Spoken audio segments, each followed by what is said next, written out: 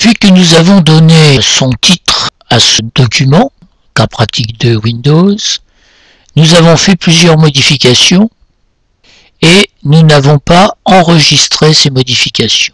Automatiquement, si nous cherchions à fermer le document en cliquant sur la croix blanche sur fond rouge à droite ici en haut, donc si on clique là-dessus, automatiquement Windows nous demande si on veut enregistrer ou non ces modifications.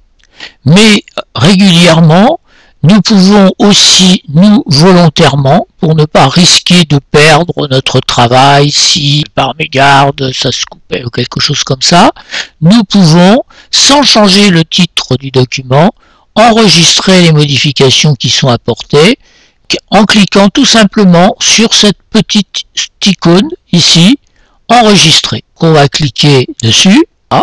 C'est la version actuelle qui est maintenant enregistrée, alors qu'autrement c'était avant toutes les modifications que nous avons fait depuis. Et puis il nous reste à imprimer ce courrier.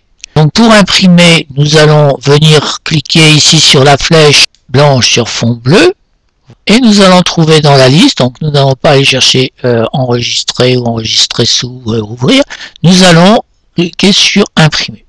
Amener le repère de la souris sur imprimer. Et nous retrouvons avec trois choix possibles, soit imprimer directement, soit une impression rapide, c'est-à-dire n'avoir qu'un exemplaire de ce document, ou alors avoir un aperçu avant impression. Et ça, c'est toujours préférable de faire un aperçu avant impression, car ça permet de se rendre compte de la mise en page du document.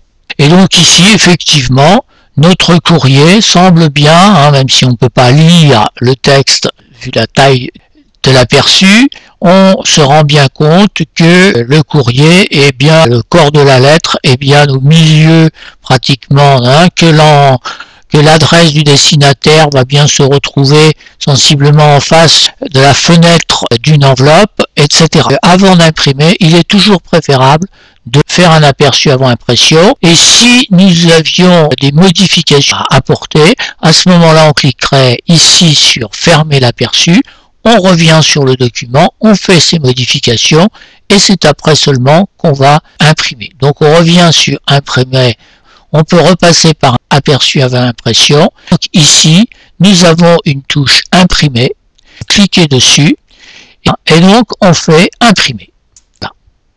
Notre document sort sur l'imprimante. C'est à vous maintenant d'enregistrer les modifications sur votre document et de l'imprimer. Bon courage!